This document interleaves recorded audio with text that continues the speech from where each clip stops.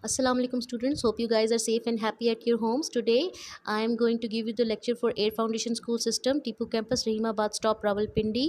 And here is the outlook of your book. It is New Oxford Social Studies for Pakistan for grade 5, 4th edition, and the name of the author is Nicholas Horsbra. Now let us start a new chapter, that is chapter number 3, and it is Life in the Desert and Forest Regions. And class as you know that previously आपको जो climate के बारे में details बताई गई थी, उन details के मुताबिक जो है वो आपको पता है कि जैसा जैसा क्लाइमेट होता है वैसे वैसे जो है लोगों की लिविंग जो है वो उस हिसाब से एडजस्ट होती है। जैसे क्लाइमेट चेंज होता है लिविंग भी चेंज होती है, और यही इफ़ेक्ट जो है हमारा बेसिकली उसी को आगे कंटिन्यू करेगा। जैसे कि आपको पता है कि क्लाइमेट जो है वो किसी भी एरिया के लिए बहुत ज़रूरी होता है, इसी तरह जैसे भी वहाँ पे रहने वाले लोग हैं उनकी लाइफ उसके मुताबिक एडजस्टेबल होती है। यही वजह है कि अब हम आगे मज़ीद ये पढ़ेंगे कि वहाँ पे रहने वाले लोग जो हैं वो किस तरह से हैं। ठीक है, अब जैसे सबसे पहले हम स्टडी करेंगे डेजर्ट्स को। ठीक है, आपको मैंने जैसे बताया था deserts are hot, sandy and rocky areas. Sometimes they are much hotter and sometimes they are much colder. और दोनों सूरतों में लाइफ जो है वो वहाँ पे थोड़ी सी टफ़ होती है, बहुत ज़्यादा वहाँ पे इनहैबिटेशन नहीं होती, वहाँ पे ज़्यादातर आबादी नहीं होती, इसलिए कि वहाँ पे सब कुछ ड्राइनेस होती है। ठीक है, और ड्राइनेस की वजह ये होती है कि वहाँ पे लेस रेनफॉल होती है, मतलब ऑलमोस्ट ना होने के बराबर रेनफॉल होती है। Plus that is the reason वहाँ पे जो है वाटर रिसोर्सेज ना होने के बराबर होते हैं, और यही वजह है कि वहाँ पे water is the basic need. That is the reason वहाँ पे जो है लाइफ जो है वो बहुत टफ़ होती है और लोग वहाँ पे ज़्यादातर रहना पसंद नहीं करते। और इसलिए यहाँ पे हम कुछ डेजर्ट के बारे में स्टडी करेंगे। सबसे पहले हम स्टडी करेंगे polar desert. These desert are the two poles of earth, the Arctic and Antarctic. अब पोलर डेजर्ट बेसिकली आपको ये अंदाज़ा होगा कि जो हमारी अर्थ है उसकी बिल्कुल जो है वो मिडल में जो ख़ास तौर पे इक्वेटर वाला एरिया, वहाँ पे सन रेज़ डायरेक्टली पड़ती हैं। ठीक है, और वो एरिया ज़्यादातर निस्बतन गर्म होते हैं, और कुछ हमारे जो हॉट डेजर्ट हैं वो उसके ऊपर लाई करते हैं। लेकिन कुछ हमारे एरियाज़ हैं जो हमारे बिल्कुल एक्सट्रीम नॉर्थ और एक्सट्रीम साउथ जो है हमारी अर्थ का, वहाँ पे जो है सनलाइट जो है वो बहुत मतलब देर से पड़ती है, बहुत कम पड़ती है, और यही वजह है कि वहाँ पर सारा साल जो है वो सर्दी रहती है, बर्फ़ से ढका हुआ होता है वो एरिया। अब इसका मतलब ये नहीं है कि वो वहाँ पर डेज़र्ट नहीं है, सिर्फ बर्फ़ ही बर्फ़ है। वो ऐसा है कि वहाँ पे कुछ एरियाज़ ऐसे हैं जहाँ पे रेनफॉल नहीं है, वहाँ पे स्नो नहीं है, और वो एरियाज़ जो हैं इंतहाई ठंडे हैं, लेकिन उसके बावजूद वो रॉकी और सैंडी एरियाज़ हैं। दैट इज़ द रीज़न उनको हम कोल्डेस्ट डेज़र्ट्स भी कहते हैं। और उनकी जो रेत होती है वो निस्बतन जो इक्वेटर के करीब जो हमारे डेज़र्ट्स हैं उनकी निस्बत उसका लाइटर कलर होता है, ऑलमोस्ट स्नो की तरह वाइटिश ही लग रही होती है। और वहाँ पे भी लाइफ बहुत टफ़ होती है। एक तो शदीद सर्दी होती है, ऊपर से वहाँ पे पानी की कमी होती है, जिसकी वजह से ये भी जो है एरिया जो है वो पॉपुलेशन के हिसाब से जो है वो बहुत कम है, लेस डेंस्ड है। ठीक है, इसको हम अर्बन एरिया नहीं कह सकते। ठीक है, उसके बाद हेयर कम्स विद सब ट्रॉपिकल डेजर्ट्स। ठीक है, अब ये वाले डेज़र्ट जो है ये हमारे वही आ जाते हैं हमारे इक्वेटर के आसपास है, यानी कि ये कुछ ट्रॉपिक्स जो हमारे हैं उनके आसपास हैं, जैसे Tropic of Cancer, Tropic of Capricorn, दो हमारे पास ट्रॉपिक्स हैं अर्थ में। और इसके पास जो है ये नॉर्थर्न इक्वेटर की जो लाइन है उसकी नॉर्थ एंड साउथ एरिया में ये लाई करते हैं। ठीक है, और इसके अंदर ये है कि इसको सब ट्रॉपिकल इसलिए कहा जाता है कि यहाँ पर थोड़ी बहुत बारिश जो है, सॉरी, थोड़ी सी बारिश होती है। ठीक है, ये भी ड्राई होते हैं लेकिन थोड़ी बहुत बारिश होती है।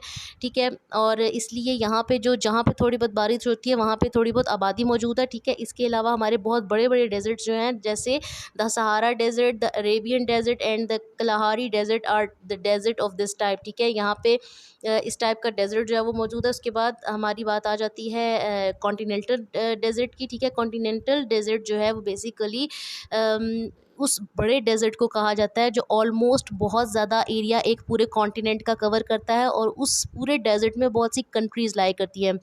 यानी कि ये जो डेज़र्ट है it is beyond the borders, यानी कि ये सिर्फ एक इमेजिनरी बॉर्डर्स तो बनाए हुए हैं कंट्रीज़ के बीच में, लेकिन ये उन सब बॉर्डर्स के बीच में से होता हुआ गुजरता है। ठीक है, और these deserts are in the middle of the continent. ठीक है, winds do not bring rain clouds so far in line. ठीक है, उसमें यानी कि जो है वो वही बात आ जाती है कि रेनफॉल जो है, अगर क्लाउड्स भी हैं तो वो रेनफॉल वाले नहीं होते। ठीक है, और उसमें जो डेजर्ट आते हैं, गोबी डेज़र्ट आता है। ठीक है, गोबी डेज़र्ट आपको पता है चाइना में है। ठीक है, उसके बाद है कैज़ालकम, ठीक है। कैज़ालकम जो है वो हमारे पास अफ़गानिस्तान में आता है, ठीक है। और दश्त लूत जो है वो ईरान में है हमारे पास, ठीक है।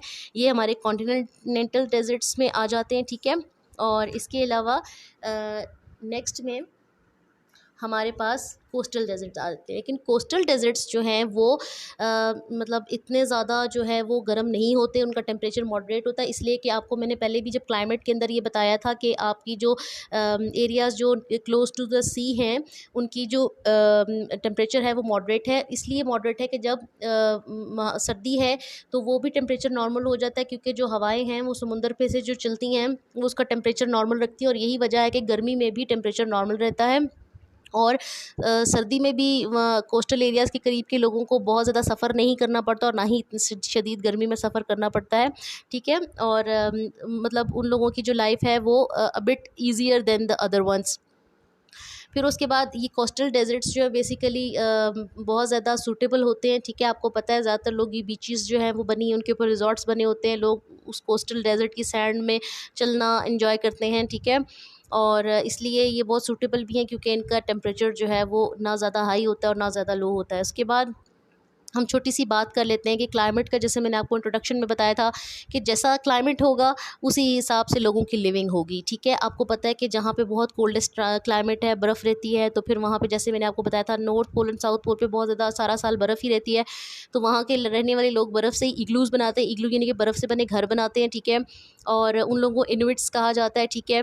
और ये लोग ज़्यादातर जो हैं वो बर्फ़ीले इलाके के आदी होते हैं, ठीक है, क्योंकि उनका क्लाइमेट बर्फ़ वाला होता है। इसी तरह जो डेज़र्ट्स के करीब जो लोग हैं, ज़्यादातर वहाँ पे खानाबदोश लोग रहते हैं, जो जैसे-जैसे पानी इनको मिलता है, जहाँ-जहाँ पानी के ट्रेसेस उनको ज़्यादा मिलते हैं, वो वहाँ पे जो है वो रीच करते हैं। और इसके अलावा जैसे-जैसे पानी के ट्रेसेस कम हो जाते हैं उस स्पेसिफ़िक एरिया में, तो वो किसी नेक्स्ट एरिया के लिए वाटर सर्च के लिए वो चले जाते हैं, ठीक है। इसीलिए जहाँ पर शदीद गर्मी है वो लोग वहाँ के एनवायरनमेंट के मुताबिक एडजस्ट हुए, इसलिए climate is very much important, और उसी के हिसाब से लोगों की लाइफ़स्टाइल जो है वो चेंज होती है। Then comes the land. अब जिस किस्म का इलाका होगा, ठीक है, उसी किस्म का जो है लोगों का ऑक्यूपेशन भी होगी, ठीक है। जैसे आपको पता है कि हमारी पाकिस्तान में ज़्यादातर एरियाज़ जो वो रूरल एरियाज़ में पॉपुलेशन ज़्यादा है, ठीक है। रूरल एरिया वो जो देहातों में एरियाज़ होते हैं, ठीक है। और हमारी मेन ऑक्यूपेशन जो है हमारी वो एग्रीकल्चर है, यानी कि ज़राअत पर हम जो है वो इन्हिसार करते हैं, ठीक है। और यही वजह है कि जहाँ पर जो फर्टाइल लैंड होगा, ज़रख़ेज़ एरिया होगा, वहाँ पे लोग जो हैं वो ज़्यादा रहेंगे। और इसके अलावा जहाँ पे फैसिलिटीज़ ज़्यादा होती हैं, जिस एरिया में रिसोर्सेज़ ज़्यादा होते हैं, वहाँ पे लोग जो है ना वो रहना ज़्यादा पसंद करते हैं। उसके बाद हमारे पास आ जाएगा, ये थोड़ी सी पिक्चर्स हैं। सबसे पहली पिक्चर है रॉकी डेज़र्ट, ठीक है, जो मैंने आपको बताया चटील पहाड़ियाँ जो होती हैं, बहुत सख्त किस्म की, बहुत सख्त और गर्म किस्म की और ड्राई पहाड़ियाँ होती हैं, वो हमारे पास जो है वो रॉकी डेज़र्ट में मौजूद होती हैं, ठीक है। और एक आपको मैं इंटरेस्टिंग फैक्ट बता दूँ कि अक्सर आपने कुछ एडवेंचरस पिक्चर्स या एडवेंचरस वीडियोज़ या डॉक्यूमेंट्रीज़ देखी होंगी, तो हमारे अमेरिका में जो है वो कुछ ऐसी क्लिफ्स हैं जो बहुत अनयूजुअल शेप की बनी होती हैं, ठीक है। बेसिकली वो भी रॉकी डेज़र्ट्स में ही लाई करती हैं, लेकिन वो बहुत अनयूजुअल शेप की होती हैं कि अक्सर मूवीज़ में भी, अक्सर कार्टून्स में भी, अक्सर डॉक्यूमेंट्रीज़ में भी वो उनको दिखाया जाता है। वो काफ़ी इंटरेस्टिंग है, अगर आपको कभी मौका मिले तो ज़रूर देखिएगा। उसके बाद है सैंडी डेज़र्ट, ठीक है। अब सैंडी डेज़र्ट वो है जिसमें सिर्फ थ्रू आउट जो है वो रेत ही रेत होती है। ऐसे एरियाज़ में जो है वो जैसे जिसको कहते हैं डस्ट डेविल, एक टोर्नेडो टाइप का तूफ़ान होता है, ठीक है। वो ट्विस्टर टाइप होता है, ट्विस्ट करता करता आता है, ठीक है। वो यहाँ पे होता है, ज़्यादातर आपने अक्सर देखा होगा कि ये बहुत स्टिंकी और सिंकेबल जो है वो होती है रेत, जिसमें इजीली जो है वो किसी भी चीज़ को स्वेलो कर सकती है, यानी कि जैसे आप कहते हैं कि कोई भी चीज़ अगर यहाँ पे जाए तो इजीली धंस सकती है रेत में। आपको नहीं पता होता कि कौन सा एरिया ऐसा है जो बहुत ज़्यादा सॉफ्टवेयर है और कौन सा एरिया जिसके ऊपर चलना आसान है। फिर उसके बाद हेयर कम्स एन ओसिस, ठीक है। नीचे जो आपको पिक्चर नज़र आ रही है ओसिस। अब ओसिस जो है वो बेसिकली एक अल्लाह ताला की तरफ से एक बहुत बड़ी आप नेमत कह लें कि आप एक बहुत ज़्यादा गर्म सहरा से गुज़र रहे हैं, बहुत गर्मी से, पानी की कमी से गुज़र रहे हैं, कि अचानक आपको एक बहुत खूबसूरत सा ऐसा एरिया नज़र आता है, जैसे कि समुंदर के दरमियान में एक छोटा सा खूबसूरत सा आइलैंड, अक्सर आपने टीवी पे देखा होगा, ठीक है। ओसिस एक छोटा सा लैंड है, एक छोटा सा एरिया होता है सहरा के बीचों बीच, जिसमें पानी के ट्रेसेस भी होते हैं और वो एरिया काफ़ी ज़्यादा ग्रीन भी होता है, ठीक है। और इस खूबसूरत से डेजर्ट के अंदर एक छोटे से आइलैंड नुमा इलाके को ओसिस कहते हैं, ठीक है। और एंशंट इजिप्ट की अगर हम बात करें तो कदीम मिस्र में जो है ये इस ओसिस की जो है बहुत ज़्यादा इंपॉर्टेंस होती थी कि ख़ास तौर पे जो बड़े बड़े फ़ेरोज़ होते हैं जिनको फ़िरौन कहते हैं, वो लोग क्योंकि ज़ाहिर है इजिप्ट में आपको पता है डेज़र्ट उसी तरह से मौजूद है, तो वो ओसिस में ख़ास तौर पे जो है वो रहना पसंद करते थे और स्पेशली जो है उनके लिए वो डिज़ाइन और डेकोरेट किए जाते थे। फिर उसके बाद बात आ जाती है वेजिटेशन की, ठीक है।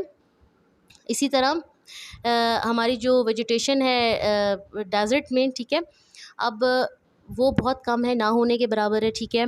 और कुछ वेजिटेशन वो है जो आर्टिफिशियली, अब क्योंकि ज़्यादा से ज़्यादा टेक्नोलॉजी आगे तरक्की कर रही है, तो वेजिटेशन जो है वो आर्टिफिशियली कुछ ना कुछ की जा रही है, लेकिन वो भी सिर्फ उन एरियाज़ में सक्सेसफुल है जहाँ पे थोड़े बहुत पानी की ट्रेसेस मौजूद हैं, अदरवाइज़ सब कुछ ऐसा बंजर ही है, ठीक है। और उसके बाद एनिमल्स एंड पीपल आ जाता है, यानी कि वही जैसे मैंने आपको पहले एक्सप्लेन कर दिया कि जो लोग हैं वो वहाँ पे जो है किस तरीके से रहते हैं, और प्लस एनिमल ज़्यादातर जो है, कैमल जो है वो वहाँ पे है, लिजर्ड, स्नेक, स्कॉर्पियंस, फॉक्सेस और जर्बोज, और इसके बाद हेजहॉग्स है, ठीक है, उसके अंदर मौजूद हैं, ठीक है। और यहाँ पर जो है ज़्यादातर जो कैमल है वो आपको पता है कि बहुत ज़्यादा सूटेबल सवारी है डेजर्ट्स के लिए, ठीक है। और जहाँ पे भी डेजर्ट होगा वहाँ पे कैमल जो है वो उसका होना मस्ट है, ठीक है। उसके बाद हमारा नेक्स्ट है डेजर्ट कंट्री, ठीक है। अब डेजर्ट कंट्री का मतलब एक, जैसे मैंने आपको एक बताया कॉन्टिनेंटल डेजर्ट में पढ़ा कि वो वाले डेजर्ट्स हैं जो बियॉन्ड द बॉर्डर्स होते हैं, यानी कि वो किसी कंट्री को जो है वो किसी कंट्री के बॉर्डर से जो है ना वो नहीं रुकते, वो टोटली इतने बड़े एरियाज़ में कि बहुत सी कंट्रीज़ जो हैं वो उसके अंदर लाई करती हैं, ठीक है। इसके अलावा यहाँ पे हम थोड़ी सी कंट्रीज़ का पढ़ेंगे कि Saudi Arabia is a country that lies almost entirely within a desert, ठीक है। एक सऊदी अरेबिया एक ऐसी कंट्री है जो बिल्कुल एक ऑलमोस्ट सारा डेज़र्ट ही है, ठीक है। एक एग्जांपल बता रहे हैं, अदरवाइज़ तो बाकी अरेबियन कंट्रीज़ में भी डेज़र्ट है। अफ्रीका ऑलमोस्ट हाफ़ से ज़्यादा तो डेज़र्ट पे बेस करती है। तो इसके अलावा जो है इसमें ख़ास तौर पे आपको एक बात बताई जाए, ठीक है desert rocky and sandy area है, लेकिन इसके बावजूद आपको इसके अंदर एक प्लस पॉइंट ज़रूर नज़र आएगा कि जहाँ डेज़र्ट ज़्यादा है वहाँ पर जो है वो हमारे पास पेट्रोलियम के रिसोर्सेज़ बहुत ज़्यादा हैं। दैट इज़ द रीज़न जो कंट्रीज़ जिनके पास डेज़र्ट ज़्यादा है, ठीक है, वो लोग पेट्रोलियम रिसोर्सेज़ को बहुत अच्छे वे से अवेल कर रहे हैं, और यही उनकी करेंसी, उनकी इकॉनमी के लिए बहुत ज़्यादा हद तक बेनिफिशेंट है। ख़ास तौर पे सऊदी अरेबिया तो बिल्कुल रिलाई पेट्रोलियम पे करती है, और उसी की वजह से उनको अच्छी खासी इनकम मिलती है, ठीक है। सबसे ज़्यादा उनकी इनकम होती है पेट्रोलियम की वजह से। सेकंड उनकी इनकम क्या होती है, क्योंकि हमारा काबा शरीफ वहाँ पे मौजूद है, और इसी की वजह से लोग जो है वहाँ पे पिलग्रिमेज के लिए आते हैं, पिलग्रिम्स आते हैं, ठीक है। और वहाँ पे इसी वजह से हज के अलावा भी लोग जो विज़िट करते हैं, उम्रा के लिए आते हैं, तो वो भी इनके लिए काफ़ी ज़्यादा प्रॉफिटेबल है, ठीक है। उसके बाद हम बात कर लेते हैं फॉरेस्ट की, ठीक है। अब जैसे कि आपको बैक पे जो है वो मैप पे शो किया था कहाँ-कहाँ डेज़र्ट्स मौजूद है, इसी तरह यहाँ पे फ़ॉरेस्ट के लिए हमारे पास एक मैप है जो ख़ास तौर पे 2 किस्म के फ़ॉरेस्ट होते हैं, एक इक्वेटोरियल फ़ॉरेस्ट है और एक टेम्परेट फ़ॉरेस्ट है, ठीक है। इक्वेटोरियल फ़ॉरेस्ट वो है जो हमारे इक्वेटर के आस-पास लाई करते हैं, जैसे हमारे डेज़र्ट के जो है वो लाई कर रहे थे इक्वेटोरियल के आस-पास, ठीक है। उसको लाइट ग्रीन कलर से शो किया गया, और जो डार्क ग्रीन कलर है वो टेम्परेट फ़ॉरेस्ट जो है वो किया हुआ है। टेम्परेट फ़ॉरेस्ट वो फ़ॉरेस्ट होते हैं जिनका टेम्परेचर ना तो बहुत ज़्यादा हॉट होता है और ना ही बहुत ज़्यादा कोल्ड होता है, ठीक है। और जो इक्वेटोरियल फॉरेस्ट है डेफिनेटली क्योंकि वो इक्वेटर के क्लोज है, तो दैट इज़ द रीज़न उनका टेम्परेचर थोड़ा सा ज़्यादा होता है, ठीक है। और फॉरेस्ट आपको पता है जंगलात को कहते हैं, जो बहुत ज़्यादा इंपॉर्टेंट है किसी भी कंट्री के लिए, बहुत ज़्यादा इंपॉर्टेंट है, क्योंकि जंगलात जो हैं वो हमें ना सिर्फ जो है वो लकड़ी फ्राहम करते हैं, बल्कि रेनफॉल को सपोर्ट करते हैं, फ्लड्स जो है उनको आने से रोकते हैं, हमारी सॉइल की, हमारी अर्थ की स्टेबिलिटी के लिए बहुत ज़रूरी हैं, प्लस हमारी एनवायरनमेंट के लिए, हमारे एटमॉस्फेयर को हेल्दी रखने के लिए बहुत ज़रूरी हैं, प्लस वहाँ पे एनिमल लाइफ के लिए बहुत ज़रूरी है। और इसके अलावा हमें वो हर बहुत ज़्यादा हमारी जो और बेसिक नीड्स हैं उनको पूरा करती है, हमारी वुडन नीड को भी पूरा करती हैं, प्लस जो भी एनवायरनमेंट है हमारा उसको इस तरीके से हेल्दी रखती हैं कि हमें वो कार्बन डाइऑक्साइड एब्जॉर्ब करके हमें ऑक्सीजन देती हैं, जो हमारी सांस लेने के लिए ज़्यादा ज़रूरी है, ठीक है। और इसके अलावा जिस भी कंट्री में फॉरेस्ट जितने ज़्यादा होते हैं वो कंट्री उतनी ज़्यादा लकीली जो है वो बहुत ज़्यादा रिसोर्सेज की हामिल भी होती है। फिर उसके बाद हम थोड़ा सा वो स्टडी कर लेते हैं कि इक्वेटोरियल फॉरेस्ट जो हैं वो क्या होते हैं। जैसे मैंने आपको पहले एग्जांपल में बता दिया था कि जो हमारा इक्वेटर है, इक्वेटर क्या है, जो हमारी अर्थ को सेंटर से, अगर हम एक इमेजिनरी लाइन है जो अर्थ को हमारा मिडल से हम लाइन निकाल के लेके जाते हैं, तो वो एरियाज़ जो है इक्वेटर है, और वहाँ पे डायरेक्ट जो है वो सूरज की, आपको पता है जैसे मैंने आपको एक छोटी सी एग्जांपल बताई थी, छोटा सा प्रैक्टिकल बताया था कि अगर आप एक अंधेरे में एक बॉल लें और एक टॉर्च ले लें, तो आप टॉर्च की लाइट जैसे ही लगाएंगे बॉल पे, तो बॉल के जो बिल्कुल मिडल वाला एरिया उस पर लाइट ज़्यादा होगी और ऊपर और नीचे वाले एरियाज़ में लाइट कम जाएगी। सेम हमारी अर्थ जो है वो बिल्कुल उसी तरह ही है।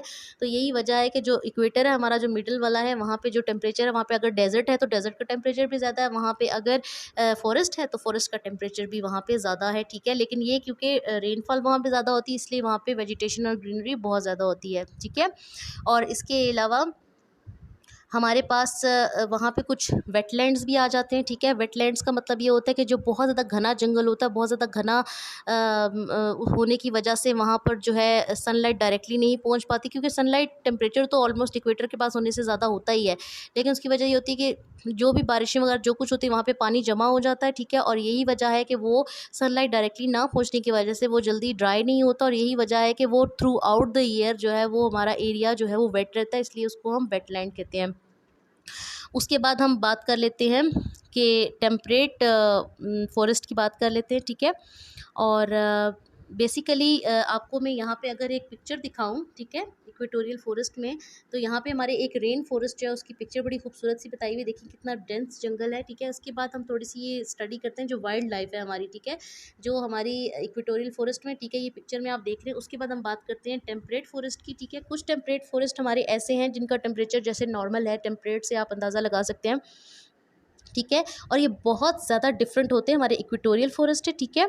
और ये ज़्यादातर जो है इसमें बहुत ज़्यादा ट्रीज़ तो होते ही हैं, ठीक है। और बहुत ज़्यादा इनके दरख्तों की जो साइज़ है वो बहुत ज़्यादा बड़ा होता है, ठीक है। और इसके अलावा आप इसके अंदर जो है इसी तरह मुख्तलिफ़ किस्म की स्पीशीज़ जो है एनिमल्स की और प्लांट्स की आपको मिलेंगी, बर्ड्स की मिलेंगी। प्लस इसमें टेम्परेचर जो है वो मॉडरेट, यानी कि नॉर्मल टेम्परेचर से लेके लोएस्ट टेम्परेचर भी जो है वो आता है। जैसे अक्सर आपने अमेरिकन कंट्रीज़ में देखा होगा कि जैसे उनका होता है कि पाइन की ट्रीज़ और बड़े बड़े जंगल और घने जंगलात भी आपको नज़र आएंगे, और साथ ही अचानक आपको बर्फीले पहाड़ भी नज़र आएंगे, ठीक है। इसी तरह की थोड़ी सी एग्जांपल हमारे नॉर्दर्न एरियाज़ में भी थोड़ी सी आपको नज़र आ जाएगी, ठीक है। यही वजह है कि जो टेम्परेट फॉरेस्ट हैं वो हमारे इक्वेटर से टेम्परेचर की वजह से इक्वेटोरियल फॉरेस्ट से वो डिफरेंट होते हैं, ठीक है। उसके बाद आपको एक जो है यहाँ पर थोड़ी सी एक और पिक्चर भी नज़र आ जाएगी, ठीक है। यहाँ पे एक है an alpine forest. Alpine forest बिल्कुल हमारे मरी की फॉरेस्ट की तरह होती है, ठीक है। यहाँ पर जो है अल्पाइन के ट्रीज़ नज़र आ रहे हैं, ठीक है। और उसके बाद वही जंगल आपको नीचे वाली पिक्चर में सर्दियों का थोड़ा सा सीन उसको भी आया हुआ है, जैसे हमारे मरी में दिखाया जाता है, ठीक है। बिल्कुल उसी तरह की पहाड़ियाँ नज़र आ रही है, ठीक है। और जिस तरीके से भी जो है यहाँ पे लोग रहते हैं, जिस तरह से भी लोग रहते हैं, हाँ, आपको मैंने यही पहले बताया था कि जिस तरह का एनवायरनमेंट होगा उसी तरह से लोग जो है अपने आप को एडजस्ट कर लेते हैं, ठीक है। Hope you guys have enjoyed the lecture a lot. इंशाल्लाह नेक्स्ट लेक्चर तक जो है वो हम दोबारा मिलेंगे, तब तक अल्लाह हाफिज़।